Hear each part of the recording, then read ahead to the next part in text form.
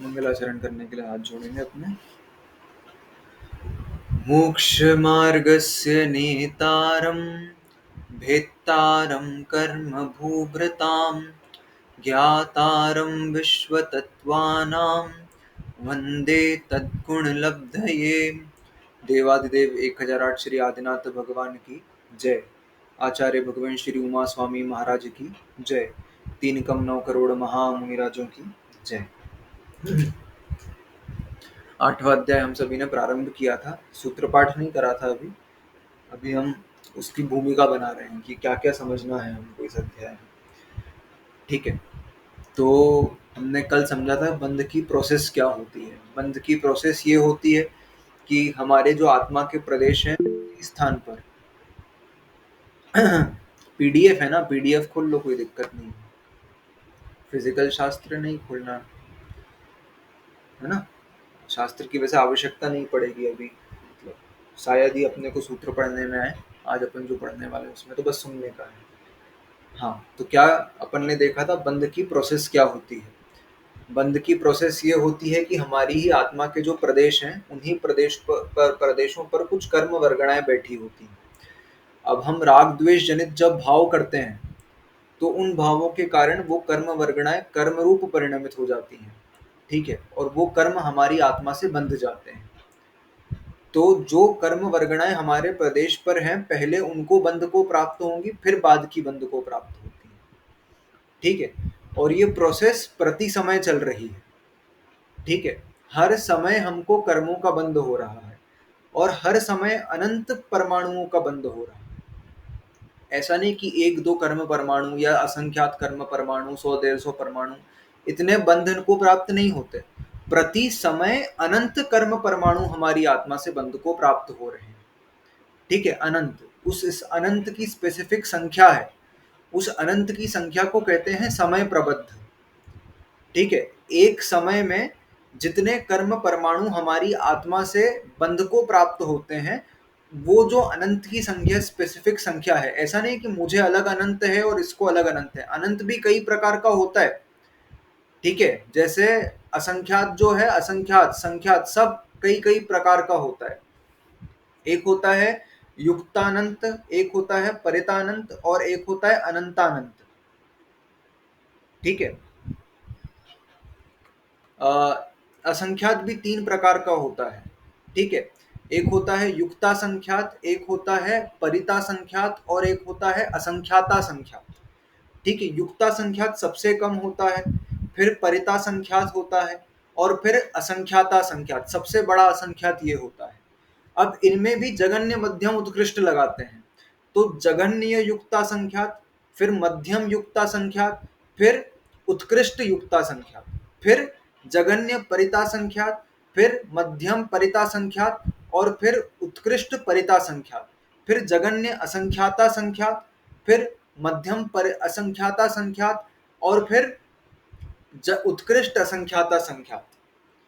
ठीक है, फिर इसी प्रकार से अनंत भी इन 3-9 प्रकार का हो जाएगा। एक तो युक्त, परित और अनंतानंत, और उसमें भी फिर जगन्य मध्यम उत्कृष्ट लगा देंगे तो कुल 9 टाइप्स का अनंत बन जाएगा। ठीक है, तो वो जो है, जो कर्म परमाणु बंध को प्राप्त हो रहे हैं, सिद्ध कितने होते हैं? सिद्ध होते हैं अनंतानंत सिद्ध परमेष्ठी भगवान की जय लगाते हैं ना अपन, अनंतानंत। तो कौन से हैं ये? तो ये युक्त और परित में भी नहीं है, अनंतानंत है। ठीक है, ये वो वाला अनंत में आते हैं, इसीलिए उनकी जय लगाते हैं इस प्रकार से। ठीक है, तो वो अनंतानंत है। और अनंतानंत भी 3 प्रकार का होता है, जघन्य अनंतानंत, मध्यम अनंतानंत और उत्कृष्ट अनंतानंत, इस प्रकार का होता है। तो ये जो संख्या अपन देख रहे हैं ना, जिसमें एक हाँ वो जगन्य होते हैं, ऐसा समझना, वो सबसे कम है अनंतानंत में। एक मिनट रुकना, उत्कृष्ट अनंतानंत है वो, सॉरी, वो उत्कृष्ट है, सबसे ज्यादा वाले अनंतानंत है। ठीक है, तो हाँ, तो ये कर्म परमाणु जो होते हैं ये भी अनंतानंत में आते हैं। ठीक है, एक बार में अनंतानंत कर्म परमाणु हमारी आत्मा से बंध को प्राप्त हो रहे हैं। और इस अनंतानंत की जो गणना है, एक समय में मेरे भी उतने ही अनंतानंत बंध को प्राप्त होंगे, सोनालिका के भी उतने ही होंगे और हितेन के भी उतने ही होंगे। जितने जीव है ना, सबके उतने ही होते हैं। कितने होते हैं? तो एक समय प्रबद्ध होते हैं। ठीक है। अब एक समय प्रबद्ध को आचार्यों ने कैसे डिफाइन करा? एक समय प्रबद्ध मतलब कितना? तो एक समय प्रबद्ध मतलब अभव्यों का अनंत गुणा, ठीक है, और सिद्धों का असंख्यातवा भाग, अनंतवा भाग। अभव्यों का अनंत गुणा और सिद्धों का अनंतवा भाग, उसको कहते हैं एक समय प्रबद्ध। एक मिनट रुकना।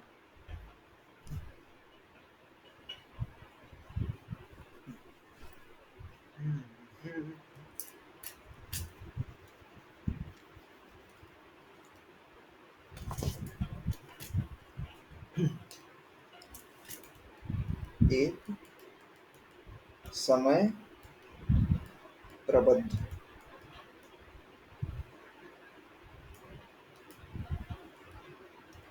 कितना होता है? तो जितने अनंतानंत सिद्ध है ना, तो जितने आज तक भूतकाल तक जितने सिद्ध हो चुके हैं, तो सिद्धों का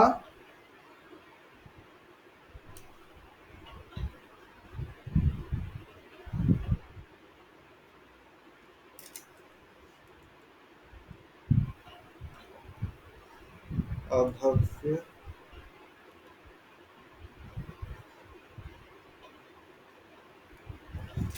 देखो, एक समय प्रबद्ध क्या होता है? तो एक समय प्रबद्ध मतलब आज तक भूतकाल से अभी तक जितने सिद्ध हो चुके हैं, अनंतानंत सिद्ध हो चुके हैं, उसमें अनंत को डिवाइड कर देंगे ना, तो एक समय प्रबद्ध परमाणुओं की संख्या आती है। ये गणित है अपने यहाँ का, कई बार यूज होता है, ये कर्णानुयोग की संख्याओं में बहुत यूज होता है। एक समय प्रबद्ध मतलब अनंतानंत आज तक जितने सिद्ध हुए हैं उसका अनंतवा भाग, और जितने इस लोक में अभव्य जीव हैं, ठीक है, जितने इस लोक में अभव्य जीव हैं उससे अनंत गुणी संख्या, ठीक है, जितने अभव्य हैं उससे अनंत गुणी संख्या, उतने परमाणु हमको एक समय में बंध को प्राप्त होते हैं। तो सबसे छोटी संख्या कौन सी हो गई? सबसे छोटी संख्या हो गई अभव्यों की, ठीक है, क्योंकि उससे मल्टीप्लाई करने पर आ रही है। सबसे छोटे संख्या किसकी है अनंतों में? सबसे छोटी अभव्यों की संख्या है। फिर उससे बड़ी है समय प्रबद्ध की संख्या, ठीक है, समय प्रबद्ध उससे बड़ा है, और सबसे बड़ा है सिद्धों की संख्या। देखो, ऐसी संख्या है, अनंत में सबसे कम है अभव्य और उससे अधिक है समय प्रबद्ध, मतलब जितने कर्म परमाणु एक समय में हमको बंध को प्राप्त हो रहे हैं, एक समय में जितने कर्म परमाणु, ये समय प्रबद्ध, और सबसे अधिक है सिद्धों की संख्या। ठीक है, तो अभव्य सबसे कम है, इसीलिए अभव्य इतने कम है, इतने कम है, इतने कम है कि अपन एग्जाम्पल दे चुके हैं कि जितने पूरे ढाई द्वीप में मनुष्य हैं उसमें से मुश्किल से एक दो मनुष्य अभव्य होंगे बस। ठीक है, बाकी सारे के सारे भव्य होते हैं, इतनी कम संख्या है अभव्यों की। इसी से अंदाजा लगाया गया, आचार्यों ने जो ये संख्या बताई ना, उसी से फिर अंदाजा लगाया कि अभव्य इतने कम है, इतना कम उनका रेशो है।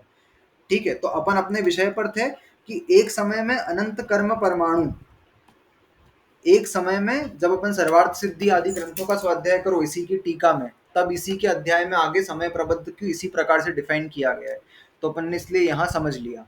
तो यहाँ पर क्या लिखा कि एक समय प्रबद्ध कर्म परमाणु हमको एक समय में बंध को प्राप्त होते हैं। कितने हैं? वो अनंत हैं। और वो कहाँ होते हैं? तो वो हमारे आत्म प्रदेशों पर ही होते हैं, और राग द्वेष आदि भावों से वो बंध जाते हैं। ये जो पूरा कॉन्सेप्ट मैंने बताया अभी अनंत का, ऊपर से तो नहीं गया?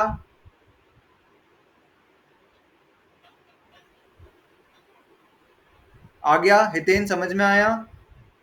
हाँ हाँ।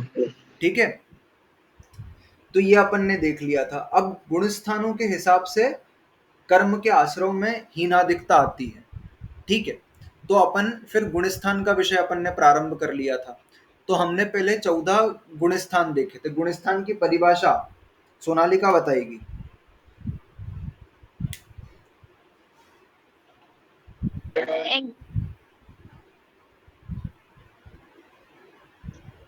एग्जैक्ट नहीं पता लैंग्वेज। हाँ, एग्ज़ैक्ट नहीं पता लेकिन जितनी आती है उतनी बताओ।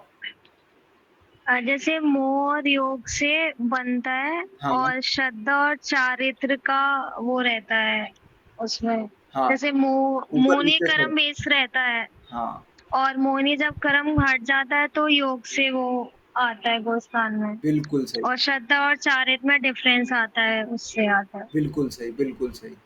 ठीक है? क्या लिखा था? तो मोह और योग का निमित्त होता है। गुण स्थानों के ऊपर नीचे होने में किसका निमित्त है? तो मोह और योगों के निमित्त से किसमें चेंजेस हो रहे हैं? तो जीव का और श्रद्धा और चारित्र गुण जो है उसमें चेंजेस हो रहे हैं। तो मोह और योग के निमित्त से जीव की श्रद्धा और चारित्र गुण में होने वाली तारतम्य रूप अवस्था, जो चेंज होने वाली अवस्था है, इसलिए तारतम्य रूप अवस्था को गुण स्थान कहते हैं। ठीक है? ये कितने होते हैं? 14 होते हैं। 14 गुण स्थानों का नाम हितेन बताएगा। मिथ्यात्, हाँ, सम्यक मिथ्यात्। देख के बोलो। एक सेकंड।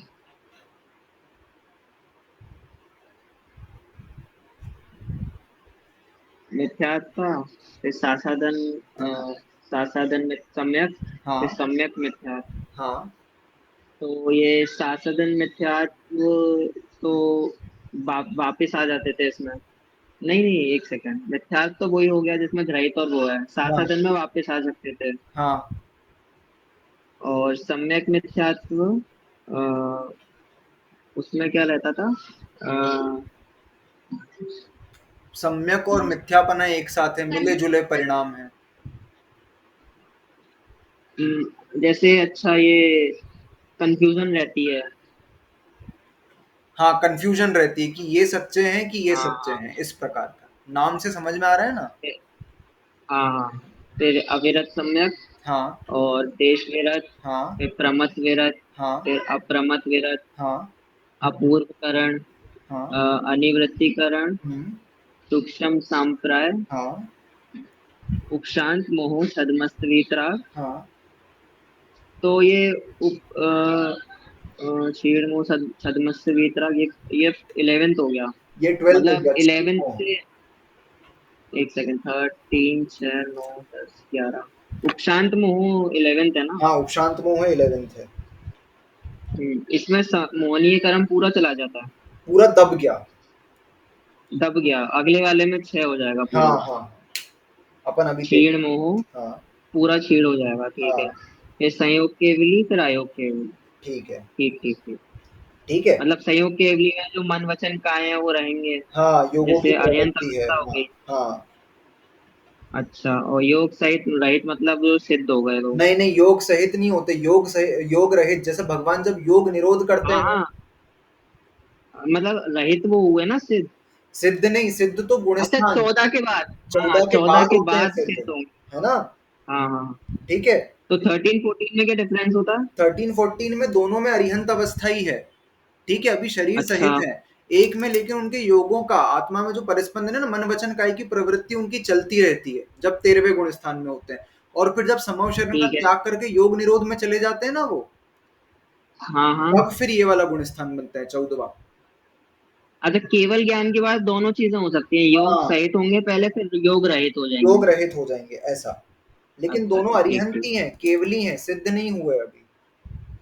ठीक ठीक। ठीक है? तो एक बार बोलता हूँ, मिथ्यात्, हाँ, सासाधन मिथ्यात्, सम्यक मिथ्यात्, और सॉरी, सासाधन सम्यक तो होगा। हाँ, फिर सम्यक मिथ्यात्, फिर अविरत सम्यक, फिर देश विरत, प्रमथ विरत, फिर है, अच्छा, फिर अप्रमत्त है, हाँ, ठीक है, अपूर्वकरण, अनिवृत्तिकरण है। हाँ, फिर सूक्ष्म संप्राय, फिर हाँ, 11th से वीतराग स्टार्ट हो जाएंगे, तो एक में दब जाएगा तो वो हो जाएगा उपशांत मोह। हाँ, फिर 6 हो जाएगा तो क्षीण मोह छद्मस। हाँ।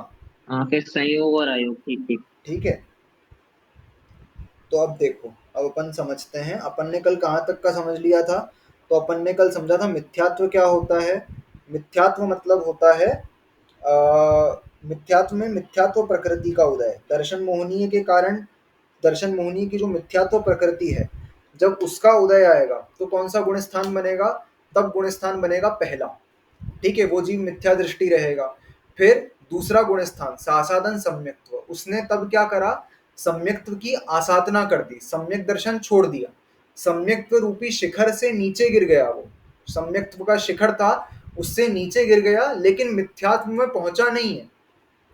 जो बीच का टाइम पीरियड है उसको कहते हैं सासादन सम्यक्त्व। तब वो कहाँ था? तब उसकी अनंतानुबंधी कषाय का उदय आया था, ठीक है। उस अनंतानुबंधी कषाय के कारण सम्यक दर्शन तो छूट गया था, लेकिन मिथ्यात्व नहीं आ पाया था, ठीक है। तो वो जितनी उसके टाइम पीरियड है, उसको गिरना नियम से नीचे ही है। ऐसा नहीं हो सकता कि पहाड़ से कोई गिर गया हो तो वापस ऊपर चढ़ जाए, वापस ऊपर नहीं चढ़ सकता, वो गिरेगा, वो मिथ्यात्व में ही आएगा, ये पक्की बात है। लेकिन वो जो टाइम इंटरवल है ना बीच का, उस बीच में जो गुणस्थान बनेगा वो दूसरा बनेगा, ठीक है। सासाधन सम्यक्त्व, सम्यक्त्व की आसाधना करी उसने, इसलिए सासाधन नाम है उसका। फिर सम्यक मिथ्यात्व मतलब क्या? उसके मिले जुले परिणाम है। जो कौन सी प्रकृति के कारण होता है ये? तो ये प्रकृति है सम्यक मिथ्यात्व। दर्शन मोहिनी की तीन प्रकृतियां हैं, मिथ्यात्व, सम्यक मिथ्यात्व और सम्यक प्रकृति। तो इसमें से जो सम्यक मिथ्यात्व प्रकृति है, जब इसका उदय आएगा तो उसके मिले जुले से परिणाम रहेंगे, ठीक है। लेकिन कितनी देर के लिए? एक अंतर मुहूर्त के लिए। उसके बाद वो डिसाइड कर लेगा कि उसको सही रास्ते पे जाना है कि गलत पे जाना है, मतलब सम्यक दृष्टि बनना है कि मिथ्या दृष्टि बनना है। अंतर मुहूर्त के अंदर डिसाइड हो जाएगा उसका, उससे ज्यादा देर वो उस गुण स्थान में रुक नहीं सकता। फिर चौथा है अविरत सम्यक्त्व, ठीक है। इस अविरत सम्यक्त्व में जो अविरत शब्द है ना, ये अविरत शब्द यहाँ पर अंत दीपक है। अंत दीपक मतलब क्या? कि इसके पहले के तीन और ये आखिरी, ये चारों अव्रती ही हैं, ठीक है। समझ में आया? अविरत सम्यक्त्व मतलब इसमें अविरत जो है ये अंत दीपक शब्द है, मतलब मिथ्यात्व, सासादन सम्यक्त्व, सम्यक मिथ्यात्व और अविरत सम्यक्त्व, ये चारों गुणस्थानवर्ती जीव अव्रती हैं, ठीक है, कोई व्रत नहीं है उनके पास। और सम्यक्त्व शब्द जो है वो यहाँ पर आदि दीपक है, मतलब चौथे गुणस्थान से आगे जितने भी होंगे सारे के सारे सम्यक दृष्टि होंगे, ऐसा समझना, ठीक है। फिर इसमें क्या है? इसमें उसकी अप्रत्याख्यानावरण कषाय का उदय है, तो वो थोड़ा भी त्याग नहीं कर पा रहा, किंचित त्याग भी नहीं कर पा रहा, एक देश व्रत ग्रहण भी नहीं कर पा रहा, ठीक है। कौन सी कषाय के उदय के कारण? अप्रत्याख्यानावरण, किंचित भी त्याग नहीं हो पा रहा उसका। फिर पांचवा गुण स्थान देश विरत गुण स्थान। देश विरत में क्या होगा? अब उसकी प्रत्याख्यानावरण कषाय का उदय है। प्रत्याख्यानावरण कषाय के उदय के कारण उसका संपूर्ण त्याग नहीं हो पा रहा, महाव्रत नहीं ले पा रहा, एक देश व्रत ले लिया उसने। क्या समझाया था मैंने? 12 प्रकार की अविरति होती है, महाव्रत लेने के लिए 12 की 12 का त्याग करना पड़ता है, ठीक है।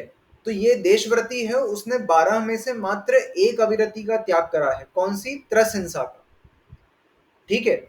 उसके 5 इंद्रिय विजय और एक मन, ठीक है।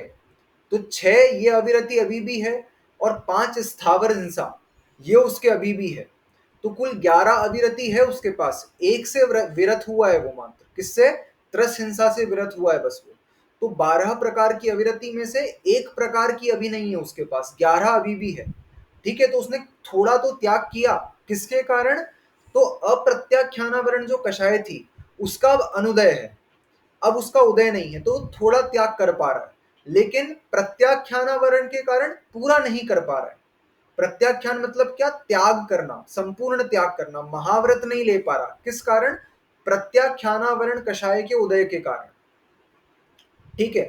फिर प्रमत्त विरत में क्या है? अब उसकी प्रत्याख्यानावरण का भी उदय नहीं है, अब किसका है? तो अब संज्वलन कषाय का उदय है, ठीक है। लेकिन प्रमाद सहित अवस्था है। अब ये जो प्रमत्त शब्द है ना, ये प्रमत्त शब्द अंत दीपक है, ठीक है। मतलब छठवें गुण स्थान में प्रमत्त शब्द आया तो ये यहाँ पर अंत दीपक है, मतलब पहले गुण स्थान, दूसरे गुण स्थान, तीसरे गुण स्थान, चौथे गुण स्थान, पांचवें गुण स्थान और छठे गुण स्थान, ये सारे के सारे प्रमादी होता है, ठीक है। ऐसा नहीं कि सिर्फ छठे वाले प्रमादी होते हैं, ये जो प्रमाद सहित अवस्था है ये यहाँ पर अंत दीपक है, मतलब पहले से लेकर के छठे तक के सारे प्रमादी, ठीक है, प्रमत्त विरत।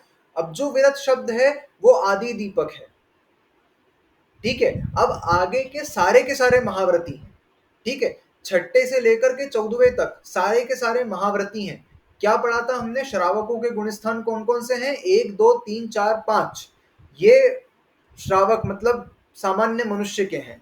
फिर छठे से लेकर 14वें तक सारे के सारे मुनिराजों के हैं। तो अब सब महाव्रतियों के गुणस्थान हैं, ठीक है। तो विरत शब्द जो है ये आदि दीपक है, ठीक है, ये क्या है, आदि दीपक है। तो अब आगे के सारे क्या है, महाव्रती हैं।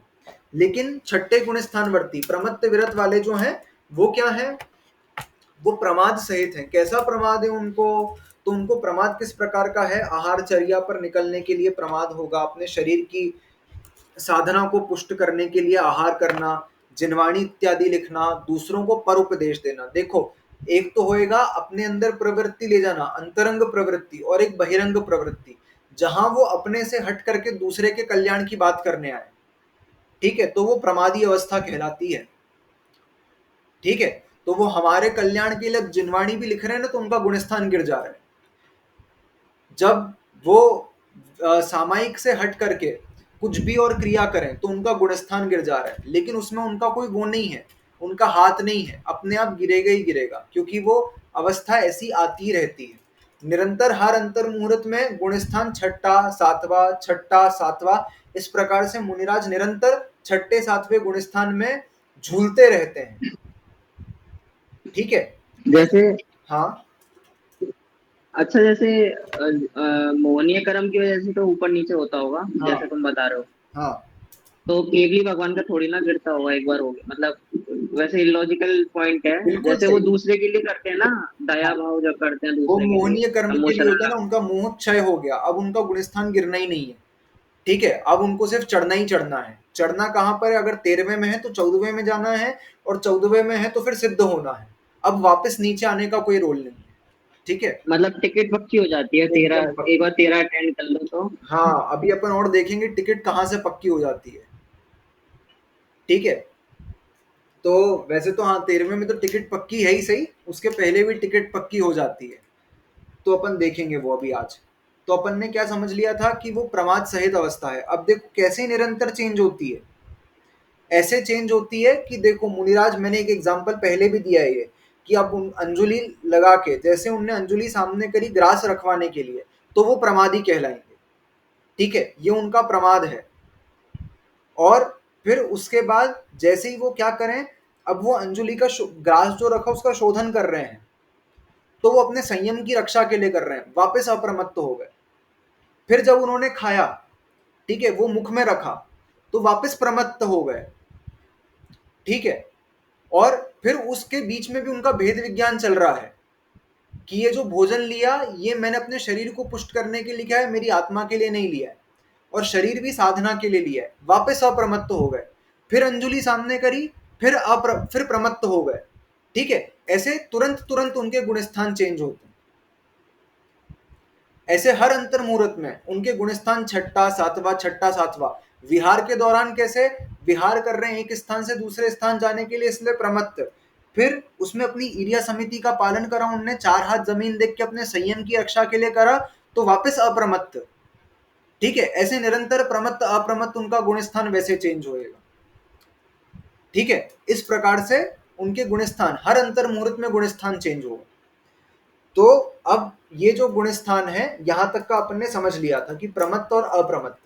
अब आगे अपने को समझना है, आगे यहां क्या लिखा था, हमारी कैसे होगी बाद में बताएंगे, बिल्कुल बताएंगे। हमारे टिकट तो जैसे हम सम्यक दर्शन, मान ले कि हम सम्यक दृष्टि हैं, हम चौथे गुणस्थान में आ जाएं, तो अर्ध पुद्गल परावर्तन काल में हमारी टिकट पक्की है, ठीक है। हम सम्यक दृष्टि हैं तो अर्ध पुद्गल परावर्तन काल में मोक्ष जाएंगे ही जाएंगे, लेकिन अर्ध पुद्गल परावर्तन काल अनंत होता है, ठीक है। असंख्या तो 24 निकल जाएगी, लेकिन एक बात यह है कि टिकट पक्की हो जाएगी, कि मतलब अब मोक्ष पक्का है, इतनी बात हो जाती है सम्यक दर्शन प्राप्त कर लें तो, ठीक है। अब ध्यान से, अब थोड़ा सा अपने को विषय को चेंज करना पड़ेगा। यहां तक का हमने समझ लिया था। अब जो आगे के गुणस्थान है वो मात्र ध्यानस्थ मुनियों के हैं, ठीक है। पंचम काल में मात्र 7वें गुण स्थान तक आया जा सकता है। तो वर्तमान के जो मुनि हैं वो छठे सातवें इन्हीं में आते रहते हैं। ठीक है, इससे ऊपर नहीं चढ़ सकते। इससे ऊपर चढ़ने के लिए उत्कृष्ट सहनन चाहिए। ठीक है, तो अब क्या होता है, अब इससे ऊपर जो मुनिराज चढ़ते हैं वो ध्यानस्थ मुनि है, अब वो आत्मा का ध्यान कर रहे हैं। ठीक है, अब दो रास्ते हैं ऊपर चढ़ने के। एक रास्ता है उपशम श्रेणी का, श्रेणी मतलब सीढ़ियां। तो एक उपशम श्रेणी है और एक क्षपक श्रेणी है। ठीक है, उपशम श्रेणी और क्षपक श्रेणी, ध्यान से समझना। अब जो उपशम श्रेणी पर चढ़ने वाले मुनि होते हैं वो क्या करते हैं, वो इस मोहनीय कर्म को, नाम से समझ में आ रहा है ना, उपशम मतलब दबा रहे हैं। ठीक है, उपशम श्रेणी पर चढ़ने वाले मुनि जो होते हैं ध्यान में बैठे, तो उनने अपने मोहनीय कर्म को उपशमित किया, दबाया। ठीक है, सप्रेस कर रहे हैं उस चीज को। और छपक श्रेणी वाले क्या कर रहे हैं, वो क्षय कर रहे हैं। अब वो उसका पूरा का पूरा खत्म करते जा रहे हैं उसको, वो दबा नहीं रहे, अपनी सत्ता से उसकी निर्जरा करते जा रहे हैं। ठीक है, दो रास्ते हैं चढ़ने के। अब ऐसा अपने हाथ में नहीं है कि हम कौन से रास्ते को चुनें, ये अपने आप होता है, जैसी आत्मा की विशुद्धि होती है उसके अनुसार होता है। ठीक है, तो ध्यान से देखना।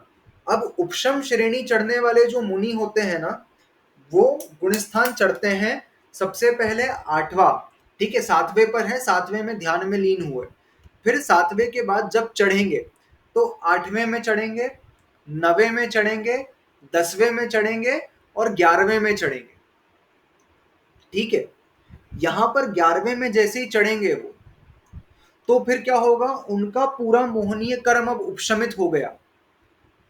ठीक है, हम किसी भी चीज को सप्रेस करें तो हम कब तक कर सकते हैं, एक लिमिट तक कर सकते हैं। जैसे हमने एक स्प्रिंग है, एक स्प्रिंग को यदि हम दबाते हैं तो वो स्प्रिंग यदि दबेगी तो एक लिमिट तक ही दबा सकते हैं हम उसको, फिर उस वो छूटेगी तो अपने ओरिजिनल शेप को अपने आप ही वापस लाएगी वो। ठीक है, ठीक उसी प्रकार से ये जो मुनि है जो उपशम श्रेणी पर चढ़े, इनने क्या करा, संपूर्ण मोह को उपशमित कर लिया। लेकिन ये उपशमित, कोई भी कर्म यदि उपशमित होता है तो मात्र अंतर मुहूर्त के लिए होता है, उसके बाद वापस से उसका उदय आना पक्का है। ठीक है, तो अब इनने क्या करा, इनने अपनी आत्मा से कर्मों की निर्जरा नहीं करी थी, पूरा का पूरा क्षय नहीं कर रहे थे, मात्र उसको दबा रहे थे। तो अब क्या होगा, अब वो कर्म वापस से उदय में आएगा तो इनका गुणस्थान गिर जाएगा। 11वें से ऊपर उपशम श्रेणी चढ़ने वाले मुनि जा नहीं सकते। ठीक है, ध्यान से देखना, जो उपशम श्रेणी चढ़ने वाले मुनि हैं, यहां लिखा है उपशम श्रेणी के गुणस्थान कौन से हैं, तो उपशम श्रेणी के गुणस्थान हैं 8, 9, 10 और 11। ठीक है, अपूर्वकरण, अनिवृत्तिकरण, सूक्ष्म सांप्राय और उपशांत मोह छदमस्त वीतरा। ठीक है, यहां पर क्या हुआ, उनने संपूर्ण मोहनीय को दबा दिया, लेकिन दबने के बाद वो वापस अंतर मुहूर्त में उदय में नियम से आएगी। तो 11वें से वापस 10वें में आएंगे, 10वें से वापस 9वें में आएंगे, 9वें से वापस 8वें में आएंगे, और 8वें से वापस और नीचे छठे 7वें करके पहले में भी जा सकते हैं। अगर उनकी विशुद्धि अगर गिर गई तो फिर यहां तक आ गए थे और फिर वापस गिर के या तो पहले में पहुंच जाए, ऐसा भी हो सकता है। मेन जो माइलस्टोन है वो 11 और 12 है, मतलब 11 को क्रॉस करना है, वरना हाँ नीचे गिर जाओगे डायरेक्ट, जैसे स्नेक एंड लैडर में होता है। हाँ, बिल्कुल बिल्कुल इस प्रकार से समझना चाहिए। ठीक है, ऐसा। तो लेकिन अब छपक श्रेणी वाले मुनिराज जो होते हैं, वो छपक श्रेणी वाले क्या कर रहे हैं, वो पूरे कर्म को आत्मा से ही हटाते जा रहे हैं, क्षय करते जा रहे हैं, पूरी की पूरी निर्जरा करते जा रहे हैं। ठीक है, तो अब क्या होगा, अब वो 8वें में आएंगे, 9वें में आएंगे, 10वें में आएंगे, फिर 11वें में आएंगे ही नहीं, क्योंकि वो दबा तो है ही नहीं रहे ना, वो सीधे 12वें में पहुंच जाते हैं। ठीक है, 8, 9, 10 के बाद सीधे 12। छपक श्रेणी का गुणस्थान कौन सा है, 8, 9, 10 और 12, क्योंकि है ही नहीं तो दबाएंगे क्या, वो तो सीधा खत्म करते हैं। तो वो सीधे उपक्षीण मोह छदमस्त वीतराग, पूरे मोह का उनने क्षय कर दिया। हाँ हेतेन, तो ये उपशम वाले हैं तो 11 के आगे नहीं बढ़ते फिर ये? 11 के आगे नहीं बढ़ते फिर ये। तो वापस जाके फिर 6 वाले बन सकते हैं, हाँ, छठे छह एक सातवें वाले। में जा सकते हैं वापस से। फिर दोबारा इनको स्टार्ट करना पड़ेगा वापस से 6 स्टार्ट से। करना पड़ेगा, बिल्कुल। अच्छा। है ना? तो अपन अभी एक एक को समझेंगे तो थोड़ा सा डिटेल में समझेंगे। अपन श्रेणी समझ रहे हैं अभी, श्रेणी क्या होता है। तो अब देखो, ये जो 8, 9, 10 और 12, और फिर 12 के बाद नियम से 13वां में जाएंगे ही जाएंगे। छपक श्रेणी वाला अगर एक बार 8वें में आ गया ना, तो फिर अब नीचे नहीं गिरना है, अब उसकी ग्रोथ ही है। ठीक है, तो एक बार छपक श्रेणी में उसने 8वां चढ़ लिया, तो अब वो 9 में नियम से ही जाएगा, 10 में नियम से जाएगा, 10 के बाद 12वें में नियम से जाएगा, 12वें में 13वें में जाएगा, तो 14वें में भी जाएगा। तो टिकट पक्की छपक श्रेणी वाले की कहां से हो जाती है? 13वें से नहीं होती है, 8वें से हो जाती है। एक बार छपक चढ़ ली तो अब पक्के ऊपर है, पक्का मोक्ष है, ऐसा समझना चाहिए। ठीक है, तो ये हमने श्रेणी समझी। दो प्रकार की श्रेणियां हैं। एक श्रेणी में तो कर्मों को उपशमित कर रहे हैं, दबा रहे हैं, वो उपशम श्रेणी कहलाती है। और दूसरी श्रेणी में क्या कर रहे हैं? कर्मों का क्षय करते हुए जा रहे हैं, वो छपक श्रेणी कहलाती है। ठीक है। लेकिन हाँ, वो मुनि को पता ही नहीं चलती होगी ना कि वो छायक वाला है, उपशमित बिल्कुल, वाला हाँ, है, वरना उनको नहीं पता, उनके हाथ में नहीं है। कई बार स्वाध्याय करो तो। ऐसा। हाँ, बोलो। हाँ, ऐसा विचार भी आ गया तो क्या चढ़ पाएगा फिर, बिल्कुल मतलब नहीं, ये हाँ, इस विचार आने। प्रकार का उनको विचार नहीं आता ना, वो तो ध्यानस्थ है। ठीक है। ऐसे, मतलब मैं बता रहा हूँ, लोग ऐसे बोलते हैं, बेचारे मुनिराज, हम होते तो छपक श्रेणी चढ़ते। भैया, तुम्हारे हाथ में होता तो छपक श्रेणी चढ़ते। ठीक है। उपशम श्रेणी चढ़ने वाले भी ऐसे महामुनि हैं, ऐसे महामुनि।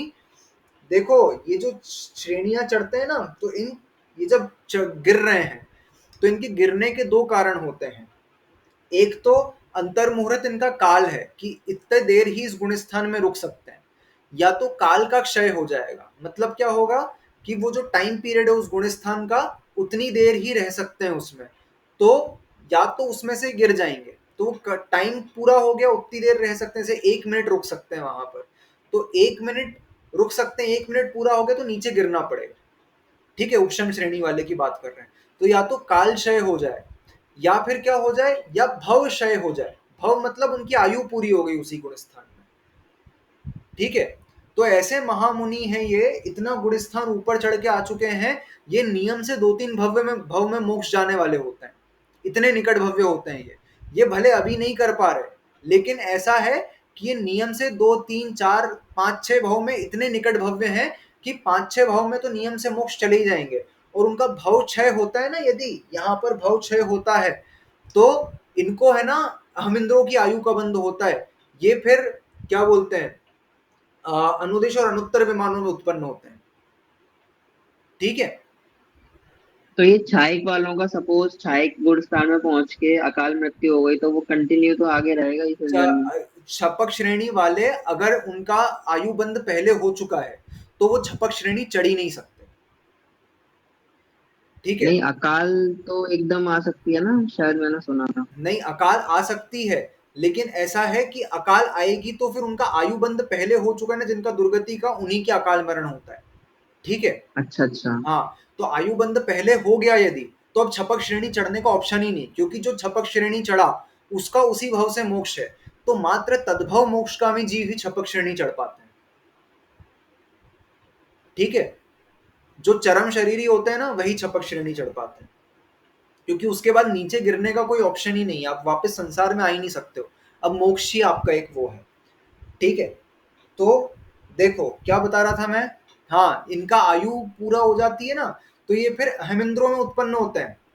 ये वहां क्या बोलते हैं, अनुदिश अनुत्तर के विमानों में उत्पन्न होते हैं। कैसे मुनियों के एग्जाम्पल देता हूं मैं। आदिनाथ भगवान जब पूर्व पर्याय में थे, ठीक है, इसके पहले वो अहमिन सर्वार्थ सिद्धि विमान से आए तीनों। मतलब पिता पुत्र, पिता और दोनों पुत्र सब सर्वार्थ सिद्धि से ही आए हैं। ठीक है। कौन से? बाहुबली, भरत और आदिनाथ भगवान, तीनों सर्वार्थ सिद्धि से आए हैं। और इनके पूर्व भाव पढ़ो, तो तीनों का ना उपशम श्रेणी में आयु पूर्ण हुई है उनकी। पूर्व भाव में मुनि थे और उपशम श्रेणी में स्पेसिफिकली आदिनाथ भगवान जब इसके पूर्व पर्याय में मुनि थे, तो उनकी 11वें गुण स्थान में आयु पूरी हुई थी। उन्होंने उपशम श्रेणी चढ़ी, और उपशम श्रेणी में 11वें गुण स्थान में आयु पूरी हुई, और वो वहां से फिर सर्वार्थ सिद्धि के देव बने और फिर यहाँ से आकर के वो आदिनाथ भगवान की पर्याय में आए। ठीक है, ऐसा ही भरत बाहुबली के लिए भी है। इतने महान मुनि होते हैं ये सारे, उपशम श्रेणी में चढ़ने वाले भी इतने महामुनि हैं। ठीक है, और सुकुमाल मुनिराज, हाँ हाँ हाँ सब है।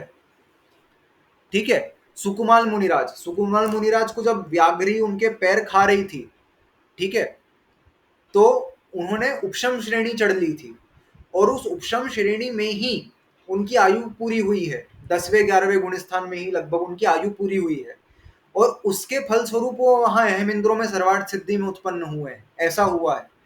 ठीक है, तो वो ऐसे मुनि हैं कि जिनको अपने शरीर की सुध नहीं है, अपनी आत्मा का इतना अनुभव कर रहे हैं वो।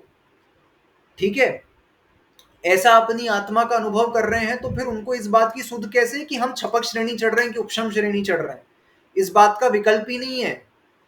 ठीक है, वो तो आत्मा की विशुद्धि पर निर्भर करता है कि जैसी विशुद्धि होगी वैसी श्रेणी चढ़ने में आ जाएगा।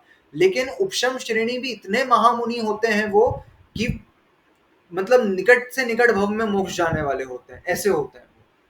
ठीक है, तो अपन ने अभी श्रेणी समझ ली कि श्रेणी क्या होती है। अब अपन गुणस्थान का स्वरूप समझते हैं। सबसे पहले अपूर्वकरण गुणस्थान। ये जो अपूर्वकरण गुणस्थान है इसके नाम से समझो, अपूर्वकरण, अपूर्व अपूर्व परिणाम होते हैं यहाँ पर। अपूर्व मतलब ऐसे परिणाम जो पूर्व में कभी नहीं हुए, इतनी विशुद्धि आत्मा की। ठीक है, इतनी तीव्र विशुद्धि आत्मा की, ऐसी विशुद्धि पहले कभी बनी ही नहीं। ठीक है, वो कौन से गुणस्थान में बनती है? अपूर्वकरण में। यहां पर कौन सी कषाय का उदय है? तो अभी संज्वलन कषाय का उदय है, बाकी सबका तो अनुदय हो जाएगा। ठीक है, अब क्या कर रहे हैं? तो अगर छपक श्रेणी वाले हैं तो इस कषाय का क्षय कर रहे हैं और उपशम श्रेणी वाले हैं तो इस कषाय को दबा रहे हैं। ठीक है, फिर अनिवृत्तीकरण। अनिवृत्तीकरण मतलब क्या होगा? अनिवृत्तीकरण मतलब अब परिणामों में भेद नहीं है, एक जैसे परिणाम है, भेद रहित परिणाम है। अनिवृत्ति भेद रहित परिणाम है। अब इस गुणस्थान में जितने जीव हैं, ठीक है, उनके परिणामों में कोई अंतर नहीं रहा, सबकी एक जैसी विशुद्धि है। ठीक है, जैसे मैं अभी अनिवृत्तीकरण गुणस्थान में पहुंच जाऊं, ठीक है, और आज से एक कोड़ा कोड़ी सागर पूर्व पहले आदिनाथ भगवान भी अनिवृत्तीकरण गुणस्थान में पहुंचे थे, तो उनकी आत्मा की विशुद्धि और मेरी आत्मा की विशुद्धि में कोई अंतर नहीं रहेगा। अथवा अभी समकालीन देखो, तो समकालीन मैं और हितेन, हम दोनों यदि अनिवृत्तीकरण गुणस्थान में पहुंच जाएं तो मेरी आत्मा की विशुद्धि और इसकी आत्मा की विशुद्धि में कोई अंतर नहीं रहेगा, अब परिणाम एक जैसे विशुद्ध हैं। ठीक है, आदिनाथ भगवान और महावीर भगवान जब ये दोनों अनिवृत्तीकरण गुणस्थान में थे अपने अपने समय में, तब जब ये अनिवृत्तीकरण में थे तो परिणामों में भेद नहीं था। जैसी विशुद्धि आदिनाथ भगवान की अनिवृत्तीकरण में थी वैसी ही महावीर भगवान की अनिवृत्तीकरण में थी। समझ में आया? अनिवृत्तीकरण, अब परिणामों में भेद नहीं है। भूतकाल में जो अनिवृत्तीकरण में चढ़ा है, हाँ एग्जैक्ट सेम।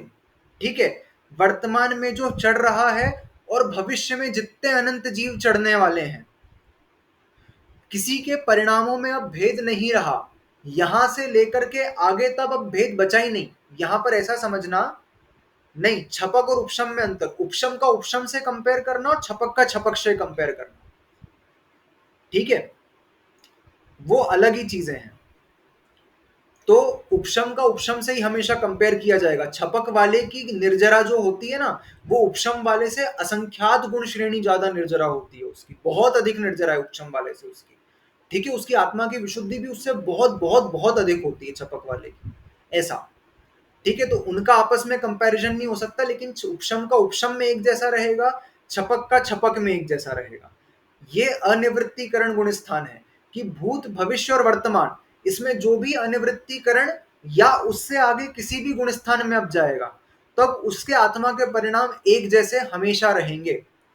ठीक है, क्यों हम मूर्तियां एक जैसी बनाते हैं? सब अरिहंतों की मूर्तियां एक जैसी क्यों होती हैं? ठीक है, आपने कभी नोटिस नहीं करा आदिनाथ भगवान और महावीर भगवान के एक जैसे ही दिखते थे कि सेम ही पार्श्वनाथ है। भगवान, और किसी भी तीर्थंकर में या किसी भी केवली में कोई अंतर ही नहीं था क्या कभी? बोलो हितेन, क्या हाइट बोल रहे में हो? रहा होगा लेकिन, बस हाइट में रहा होगा, वैसे तो सेम ही थे ना सब, परिणाम, विशुद्धि और रूप। चेहरा सबका अलग अलग था ना, सबका एक जैसा चेहरा था क्या? अगर आज चिन्ह नहीं बनाओ तो आप तीर्थंकर पहचान सकते हो क्या? हाँ या ना में जवाब दो। नहीं। नहीं। तो सबकी मूर्तियां एक एक एक जैसी बनाने का लॉजिक क्या है? एक पहचान सकता हूँ बस, दो हाँ। को, दो को पहचान सकता हाँ, हूँ अगर वैसे सर्प नहीं बनाए तो फिर क्या करोगे? और बाहुबली भगवान की अगर बेल नहीं बने तो फिर क्या करोगे? ये तो है। मतलब जैसे तो जो, अरे वो जो जनरल वो होता है ना जैसे तीर्थंकरों का, जैसे अरे उसको क्या बोलते हैं, सम चतुर्थ, तो संस्थान वो ये तो सब सेम चीजें। रहता है हाँ। हाँ, वो सब लेकिन सेम है। हाइट और कलर ये सब अलग सबका रहेगा, अलग अलग है। चेहरा भी अलग है। सबका चेहरा भी अलग अलग होगा, हो ही नहीं सकता कि चेहरा सेम हो। सब अपने अपने उसमें कितने सुंदर सुंदर रहे होंगे। तो इन तीर्थंकरों की मूर्तियां बनाने के, एक जैसी बनाने के पीछे कारण ही यही है कि इनके परिणाम एक जैसे रहे थे। ठीक है। इनके परिणाम एक जैसे रहे तो फिर अब इनकी बाहरी अपीयरेंस से कोई मतलब ही नहीं रह गया, सब एक जैसे हैं। इसीलिए सबको एक जैसा बनाया गया। ठीक है, आप डिफरेंस पहचान नहीं सकते अब उनके अंदर। ये अनिवृत्तीकरण वाले अगर किसी मुनि की मूर्ति बनाए, ठीक है, जो भविष्य में होंगे, और एक जो भूत में हुए उनकी बनाए, तो एक जैसी मूर्ति बनानी पड़ेगी, क्योंकि अब उनके परिणामों में कोई अंतर नहीं रह गया। मात्र इसलिए ये अनिवृत्तीकरण के बाद यदि कोई से भी मुनि की मूर्ति बनाई जाए, अब उनके परिणामों में कोई अंतर ही नहीं है। सूक्ष्म सांप्राय वाले सभी एक जैसे परिणाम वाले हैं, उपशांत मोह वाले सब एक जैसे परिणाम वाले हैं, क्षीण मोह वाले सब एक जैसे परिणाम वाले हैं। इसीलिए ये मूर्तियां एक जैसी बनाई जाती है कि अब इनके भावों में कोई अंतर नहीं है। ठीक है। इसके पहले के बनाते ना, तो विमल सागर जी की अलग मूर्ति बनती है, सन्मति सागर जी की अलग मूर्ति बनती है। ठीक है, आचार्य विद्यासागर जी की अलग रूप से बनेगी। क्यों? क्योंकि उनके परिणामों में भिन्नता थी। ठीक है। लेकिन अनिवृत्तीकरण के बाद अब परिणामों में कोई भिन्नता नहीं है, सब एक जैसे हैं। इसीलिए एक जैसी मूर्तियां बनाई जाती। ठीक है। तो अनिवृत्तीकरण, अब परिणामों में भेद नहीं रह गया। फिर भी संज्वलन कषाय का उदय है। अब क्या है? सूक्ष्म सांप्राय। सूक्ष्म सांप्राय मतलब, अब देखो, यहां पर 4 प्रकार की संज्वलन कषाय है: क्रोध, मान, माया, लोभ। तो इसमें से क्रोध, मान, माया को तो या तो वो पूरा दबा चुके हैं या पूरा क्षय कर चुके हैं। अब मात्र किसका उदय है? लोभ, और वो भी सूक्ष्म लोभ। बहुत कम लोभ का उदय है उनके। ठीक है। बहुत ही कम, एकदम सूक्ष्म, जरा सा बचा अब लोभ उनके। तो सूक्ष्म लोभ का उदय है। कौन से सूक्ष्म लोभ का? संज्वलन के सूक्ष्म लोभ का। तो सूक्ष्म सांप्राय गुणस्थान में संज्वलन सूक्ष्म लोभ का उदय है। ठीक है। अब इसके बाद क्या हुआ? ये आखिरी गुणस्थान था, ये 10वां गुणस्थान जो है, ये आखिरी गुणस्थान है कषाय के साथ। ठीक है। अब इसके बाद सारे के सारे कषाय रहित हैं। अब कषाय नहीं है, इसीलिए अब वीतराग शब्द लगा। ये वीतराग शब्द क्यों लगा? क्योंकि अब कषाय नहीं है। तो अब क्या करा? अगले गुण स्थान में उपशांत मोह, पूरे मोह को उपशमित कर दिया। लेकिन छदमस्त है। छदमस्त यानी कि अभी केवल ज्ञानी नहीं हुए। ठीक है। मोह को उपशमित करने पर भी अभी केवल ज्ञानी नहीं हुए, छदमस्त हैं, लेकिन वीतराग है। वीतराग क्यों है? क्योंकि अब कोई सी भी कषाय का, कौन सी, जो दर्शन मोहनी की 3 और चारित्र मोहनी की 25, एक भी कषाय का उदय नहीं है अब उनके। अब जो सम्यक दर्शन है ना, वो वीतराग सम्यक दर्शन है। अब जो परिणति है वो वीतरागी परिणति है। ठीक है। अब वो वीतरागी हैं, इसके पहले सभी के सभी सरागी थे। ठीक है। अब एक्चुअली सिद्धांत से देखा जाए तो वीतरागता कौन से गुण स्थान में आती है? 11वें गुण स्थान में आती है। क्योंकि या तो वो अब यहां पर पूरा दबा चुके हैं, या फिर क्षीण मोह, पूरे मोह का क्षय कर चुके हैं, पूरे मोह को क्षय कर चुके हैं, लेकिन छदमस्त हैं। अभी दर्शनावरण ज्ञानावरण का उदय है उनके। ठीक है। केवल ज्ञान नहीं हुआ, केवल दर्शन नहीं हुआ, इसलिए छदमस्त हैं, लेकिन वीतराग है। वीतराग यानी कि कषायों से रहित हो गए, इसलिए वीतराग है। फिर सयोग केवली। सयोग केवली मतलब अब क्या हुआ उनके? अब यहां पर इस गुणस्थान के अंतिम समय में आकर के 12वें गुणस्थान, देखो यहां तक उपशम श्रेणी वाला यहां तक आएगा, फिर कालक्षय या भवक्षय के कारण वापस नीचे गिर जाएगा। लेकिन छपक श्रेणी वाला जो है वो 8, 9, 10, 13 से कम। इसका एग्जाम लास्ट में अपन बोलेंगे उसको, ठीक है, लास्ट में समझाऊंगा कि अपन उसको बोल सकते हैं कि नहीं बोल सकते, ठीक है।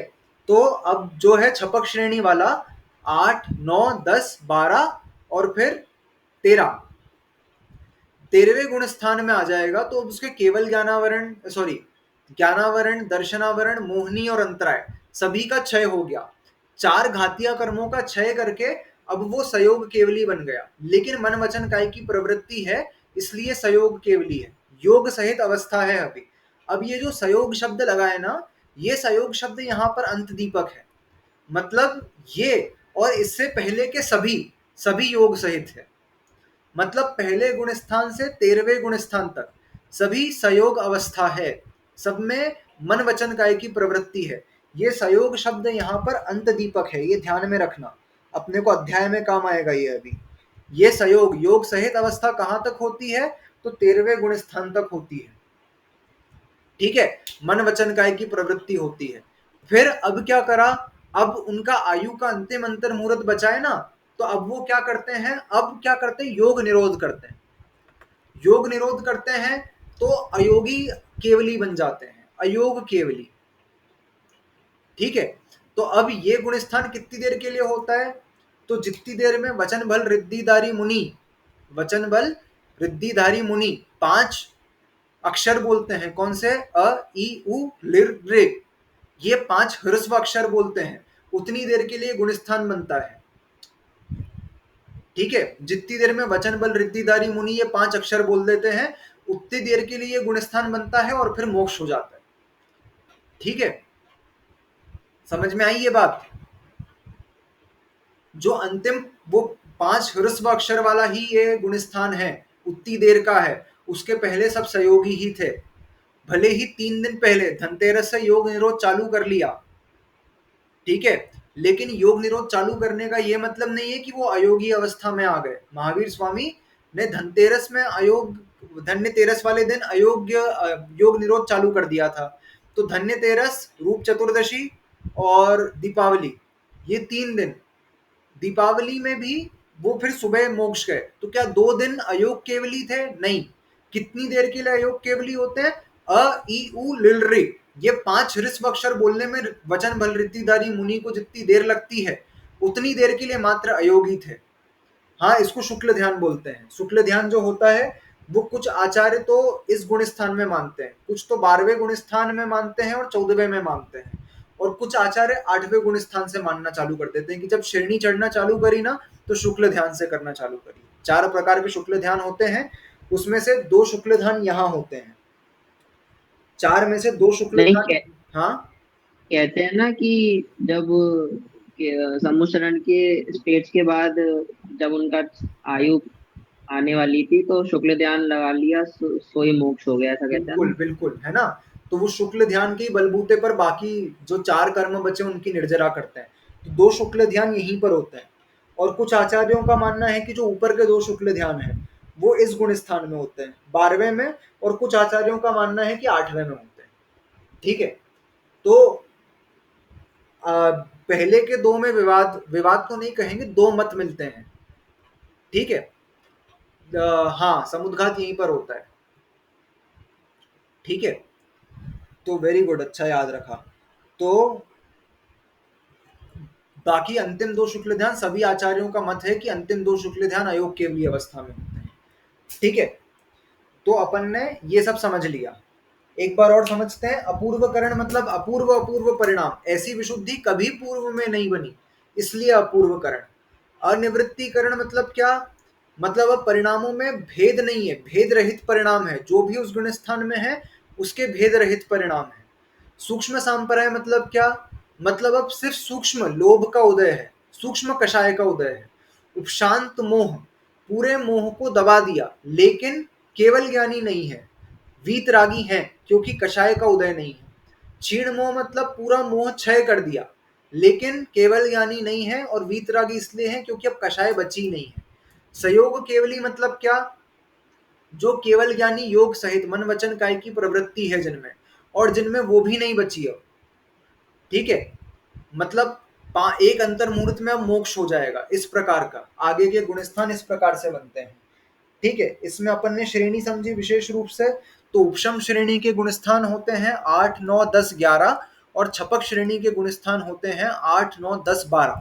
उपशम श्रेणी चढ़ने वाला गिर सकता है, छपक श्रेणी चढ़ने वाला यदि 8वें पर चढ़ गया तो अब नियम से गिरेगा ही नहीं, अब उसका मोक्ष ही होगा सीधे, ऐसा समझना चाहिए। ठीक है, यहां पर अपन ने गुणस्थान के बेसिक्स कंप्लीटली समझ लिए। ठीक है, बेसिक्स समझे अभी, अभी बहुत डिटेल है गुणस्थानों में। ये अपन ग्रंथ करने के बाद यदि प्रारंभ करते हैं तो मतलब मल्टीपल लेक्चर्स लग जाएंगे गुणस्थानों को समझने के लिए, लेकिन अभी अपने काम का जितना था अपन ने अपना समझ लिया है। पूरा समझ में आया अच्छे से, है ना? तो अभी क्वेश्चन क्या था कि अपन 11वें गुणस्थान से नीचे वाले को वीतरागी नहीं बोल सकते क्या? तो बोल सकते हैं। ठीक है, तो जितनी कषाय को उसका अनुदय है उस कषाय के हिसाब से वो उस राग से रहित हो गया। जैसे अब उसका क्रोधमान माया लोभ संज्वलन रूप है अभी भी, जैसे हम वर्तमान के मुनियों को देखें तो क्या संपूर्ण वीतरागी हो गए? तो पूरे वीतरागी नहीं हुए, लेकिन कुछ देश में उनका मतलब किंचित उनका राग द्वेष कम हुआ है। अनंतानुबंधी संबंधी राग द्वेष कम हो गया, अप्रत्याख्यानावरण संबंधी राग द्वेष कम हो गया, प्रत्याख्यानावरण संबंधी राग द्वेष कम हो गया। तो जितने अंश में हुआ उतने अंश में वो वीतरागी होते हैं। ठीक है, और जितने अंश में नहीं हुआ उतने अंश के लिए वो सरागी हैं। लेकिन संपूर्ण वीतरागी जिसको कहते हैं ना, सिद्धांत में संपूर्ण वीतरागी कौन है? तो 11वें गुणस्थान से ऊपर ही संपूर्ण वीतरागता है, उसके पहले सराग अवस्था ही है। ठीक है, जहां कषाय का उदय है वहां राग अवस्था है, ऐसा समझना चाहिए आचार्य। लेकिन हाँ बोलो। नहीं नहीं बोलो। नहीं नहीं बोलो, भूल जाओगे फिर, इसलिए बोलो। मतलब व्यवहार जैसे आज के टाइम में मुनियों को सरागी लेकिन बोल नहीं सकते ना, लेकिन सिद्धांत वाइज हाँ हो सकते हैं सिद्धांत वो, वाइज लेकिन है। कहने के लिए सही नहीं रहेगा। हाँ बिल्कुल, उनको उस जैसा हमारा राग द्वेष है वैसा उनका राग द्वेष नहीं है। ठीक है, ऐसा समझना। आचार्य समय सागर जी महाराज के एक प्रवचन है, उस प्रवचन में उनने कहा कि हम आपको जिन कह सकते हैं क्या? ठीक है, जिन किसको कहते हैं? जिन कहते हैं जिनने, जिनेंद्र भगवान को जिन कहा जाता है, केवली भगवान को जिन कहा जाता है। ठीक है, इंद्रियों पे काबू कर लिया हो, है ना? हाँ, वो योग। जिन है। तो आपने जितने अंश में उसको जीत लिया, वो तो सर्वदेश जिन है ही, लेकिन आप जितने अंश में जीत जाओ उतने अंश में एक देश जिन कहलाओगे फिर। ठीक है, तो उस नए के हिसाब से आपको भी जिन कहा जा सकता है। ठीक है, हम अपनी अनंतानुबंधी कषाय और दर्शन मोहनी की प्रकृतियों का क्षय करके अथवा उनका उपशमित करके हम उतने अंश में राग द्वेष से रहित हो गए, तो हम उतने अंश में वीतरागी हो गए, हम उतने अंश में जिन बन गए, इसलिए हम एक देश जिन कहला सकते हैं। ठीक है, इसीलिए वो मुनिराज वर्तमान के कुछ अंश में वीतरागी कहला सकते हैं, संपूर्ण वीतरागी नहीं होते। ठीक है, ऐसा समझना चाहिए। तो हमारा गुणस्थान का टॉपिक यहाँ पर अभी पूर्ण हुआ अभी के लिए। कल से अपन सूत्र पाठ प्रारंभ करेंगे, पहला दूसरा आदि सूत्र पढ़ना प्रारंभ करेंगे। पहले सूत्र में हमको ये सब चीजों की आवश्यकता लग जाएगी जो हमने समझा। ठीक है, कुछ भी डाउट है? हाँ, एक चीज और मुझे क्लियर करनी थी। ये चीज है कि कषायों को पहचानना कैसे है कि कौन सी कषाय का उदय चल रहा है। ठीक है, तो यदि अनंतानुबंधी कषाय का उदय है तो हमारी कषाय यदि 6 महीने से अधिक चलती है तो वो अनंतानुबंधी है। ठीक है, 6 महीने से अधिक चले, रुक जाना एक मिनट, कषाय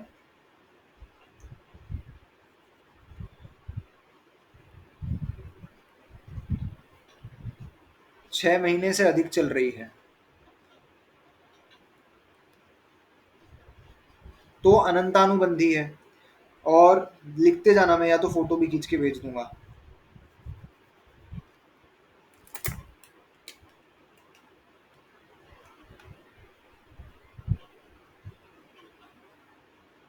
अनंतानुबंधी। अब यदि हमारी कषाय 6 महीने से तो कम चलती है लेकिन 15 दिन से ज्यादा चलती है,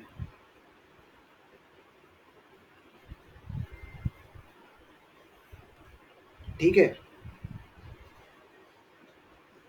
हमारा जो भी क्रोध है, मान है, माया है, लोभ है, वो 6 महीने से तो कम चल रहा है लेकिन 15 दिन से ज्यादा चल रहा है, तो वो अप्रत्याख्यानावरण कहलाती है, ठीक है। फिर मतलब कंटिन्यूअस क्रोध या आता जाता या नेचर स्वभाव। हाँ, मतलब जैसे किसी एक व्यक्ति के प्रति हमको कषाय भाव है और वो कषाय अच्छा भाव अच्छा। हमको 1 साल पहले जैसा था, अब उसकी याद आ जाए तो वापस वैसा का वैसा गुस्सा अच्छा है ना। तो ऐसा समझना कि वो अनंतानुबंधी कषाय चल रही है ना। अब यदि कषाय जो है, क्या बोलते हैं, किससे तो कम है, 15 दिन से तो कम है लेकिन अंतर्मुहूर्त से ज्यादा है, 48 मिनट से ज्यादा है, तो वो प्रत्याख्यानावरण कहलाती है। और संज्वलन कषाय जो है,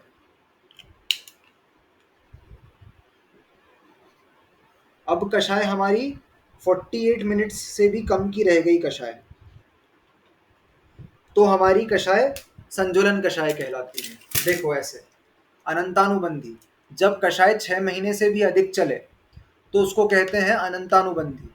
जब कषाय 6 महीने से तो कम हो गई लेकिन 15 दिन से अधिक है तो वो अप्रत्याख्यानावरण। जब कषाय 15 दिन से तो ज्यादा है लेकिन 48 मिनट, 15 दिन से तो कम हो गई लेकिन 48 मिनट से ज्यादा लंबी कषाय चलती है हमारी, तो वो प्रत्याख्यानावरण कहलाती है। और फिर जब कषाय 48 मिनट से भी कम की हो गई तो उसको कहते हैं संज्वलन कषाय, ऐसा समझना, ठीक है। अब इसमें कषाय की तीव्रता की बात नहीं है कि गुस्सा कितना तेज आता है, उस पर निर्भर नहीं करता। संज्वलन कषाय में भी इतना तेज गुस्सा आ सकता है कि मुनिराज ने पूरी द्वारका नगरी को जला दिया था, क्या नाम था, द्विपायन मुनि ने। इतना तीव्र गुस्सा था संज्वलन कषाय में भी कि उनने पूरी द्वारका नगरी को भस्म कर दिया था। तो कषाय की तीव्रता से नहीं है इसमें संबंध, टाइम पीरियड से है, ठीक है, कि हम किसी व्यक्ति के प्रति जैसी कषाय पहले रखे थे अभी भी वैसी रखे हैं, तो नियम से हमारी अनंतानुबंधी और मिथ्या दृष्टि है, पक्की पक्की बात है ये। क्योंकि अनंतानुबंधी कषाय का जिसका उदय होता है वो सम्यक दृष्टि हो नहीं सकता, अनंतानुबंधी सम्यक दर्शन का घात करती है। अब ध्यान में रख लेना, किसी व्यक्ति के प्रति 6 महीने पहले जैसी कषाय थी अभी भी वैसी है क्या, इसीलिए उत्तम क्षमा भाव धारण करना चाहिए, ठीक है। किसी के प्रति इतनी लंबी कषाय नहीं रखनी चाहिए, क्यों, नहीं तो वो अनंतानुबंधी कहलाएगी और फिर हम मिथ्या दृष्टि कहलाएंगे, ऐसा समझना, ठीक है। हाँ, अब सुधार लिया तो कषाय चेंज होती रहती है, हम हमारा गुण स्थान ऊपर नीचे हो सकता है ना। पहले हम मिथ्या दृष्टि थे, अब हम सम्यक दृष्टि हैं। लेकिन पहले हो सकता है आश्रम हो गया हो ज्यादा, हाँ वो हो तब गया, अब रही वो थी। हो गया, लेकिन अब तो हम सम्यक दृष्टि बन गए ना, अब निर्जरा भी अच्छा। हो जाएगी उसकी आराम से, ठीक है, ऐसा समझना। तो ये कषायों की पहचान होती है। इसका तीव्र मंद से कोई संबंध नहीं है, हो सकता है अनंतानुबंधी बहुत मंद हो, ठीक है, एकदम मंद पता ही नहीं चले, और संज्वलन ऐसी कि पूरी नगरी को भस्म कर दे, ऐसी संज्वलन, तो तीव्र मंद से संबंध नहीं है। इसके लिए लिखा गया, अनंतानुबंधी के लिए लिखा, जैसे पत्थर पर एक लकीर खींचे ना, जिसको मिटाने में दिक्कत आ जाए, पत्थर पर घिस दिया, अब वो निशान जा नहीं रहा है, ऐसी कषाय अनंतानुबंधी कहलाती है। अप्रत्याख्यानावरण ऐसी कषाय कहलाती है कि हमने क्या कर दिया, मिट्टी पर, जो गीली मिट्टी इत्यादि होती है उस पर कोई डंडी से लकीर खींच दे, घिस दे, तो उसको कम मिटने में और देर लगती है। फिर प्रत्याख्यानावरण कोई रेत पर कर दे, रेत पर एक लकीर बना दे, तो थोड़ी समय में ही चली जाएगी। और संज्वलन कषाय कैसी है कि कोई पानी पर एक लकीर बना दे तो तुरंत चली जाएगी, ठीक है। ऐसा एग्जाम्पल दिया गया है इन कषायों को समझने के लिए, ठीक है। इस प्रकार की ये कषायों की पहचान होती है, इतना हमने समझ लिया। अब अपन जिनवाणी स्तुति करते हैं, ठीक है, हाथ जोड़ेंगे।